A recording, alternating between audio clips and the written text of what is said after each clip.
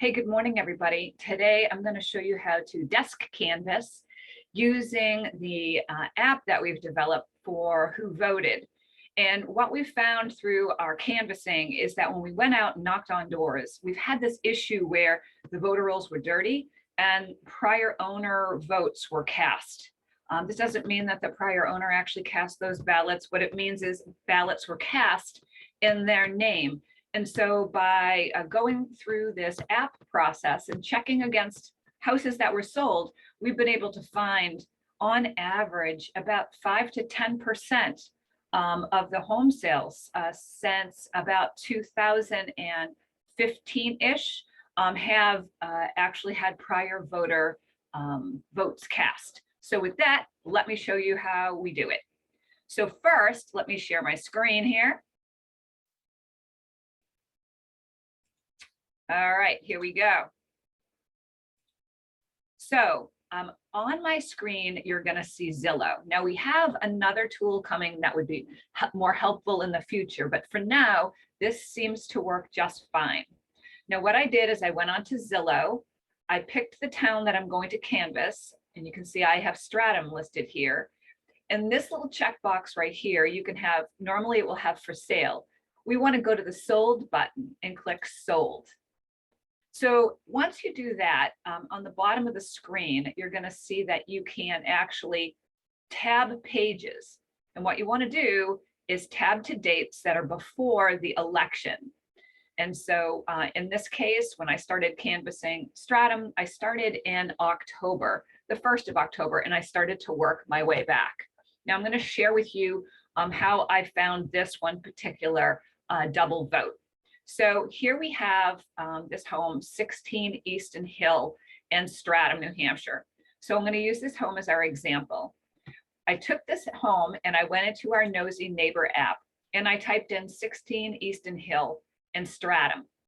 And again, it's really important when you use the app, don't put road, lane, or street. Just put the name of the road and the name of the town, no spaces. Hit submit. When you hit submit, you'll notice in this case, you'll see that there are people that voted from this home, but we've got multiple last names.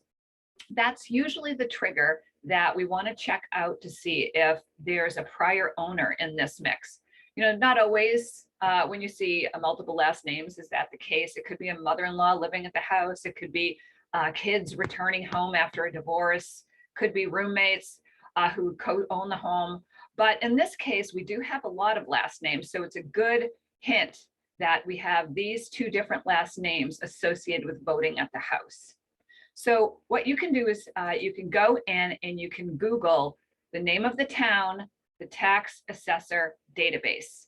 So in this case, Stratum, New Hampshire tax assessor database.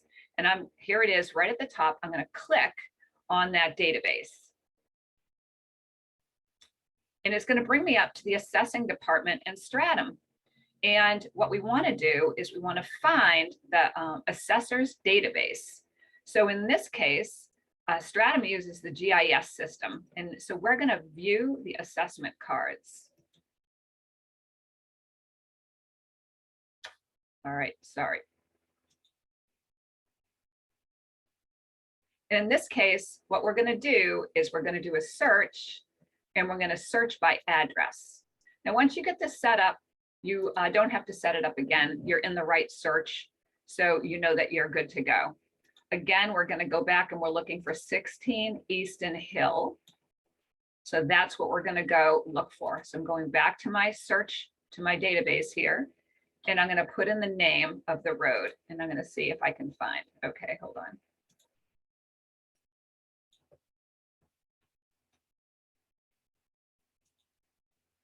And here we do.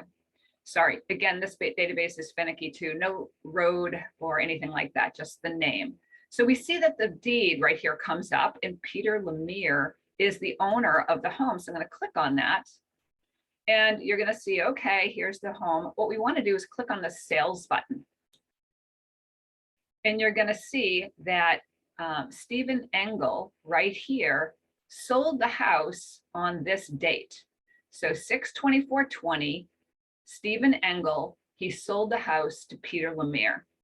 This we know is a problem because Engel should not have voted from the house. He and his family had moved out and Lemire was the owner. So again, going back to our app, we can see that we have Patricia Engel and Stephen Engel and and Lauren Engel all voted from 16 Easton Hill Lane. And those votes were cast on their behalf. And unfortunately, they are no longer Stratham residents. In this case, I did a follow-up and I just went out and Googled their name just to be sure. I checked Patricia Engel and found that they had moved to a new location outside of the state. So with that, we know that we have a vote that's been cast by somebody who shouldn't have cast a vote. So what we do at that point in time is we create an affidavit. And so in this case, I write a simple affidavit. I include my name and my address, and we have blanks available to you, so you can use this.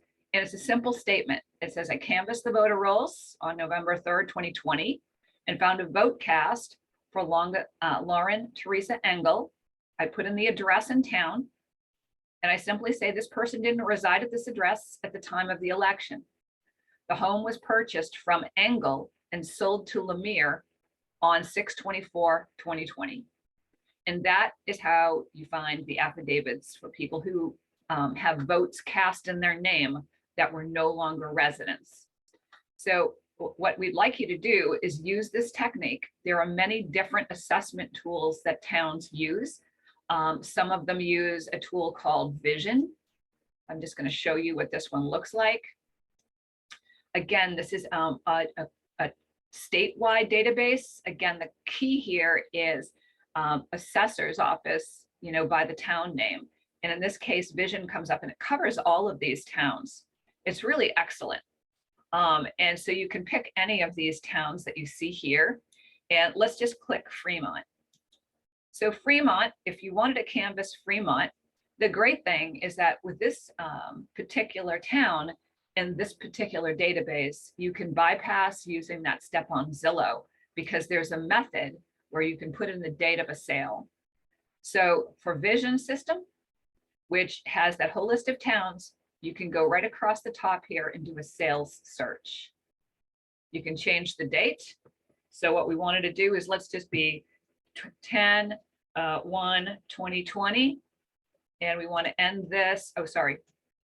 We want to pick the start date of, let's just say we're going to pick 2016. So let's say 01/01/2016.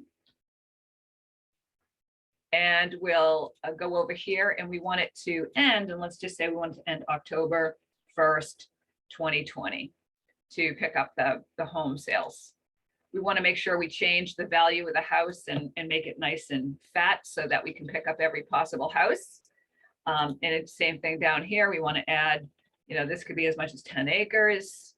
The building square feet, we want to make that nice and beefy. Let's say up to 6,000 square feet. All right. And then with that, you want to pick residential. And you can then go down here and pick the types of homes. Go through here and pick as many that make sense for home types in that particular town. Hit search. Whoops. Figure out what I was missing. Oh, there it is. And here are all the homes that sold in our target town of Fremont between our start date to that cutoff point to the election. And you can do the same process. You can go to the Nosy Neighbor app. You can plug in this address. Let's just do that together right now. And let me see, I gotta get the name of that. Wrong one. I've been doing this too long. Where is it? Here it is, 220 Sandown. So let me put that in the Nosy Neighbor app here.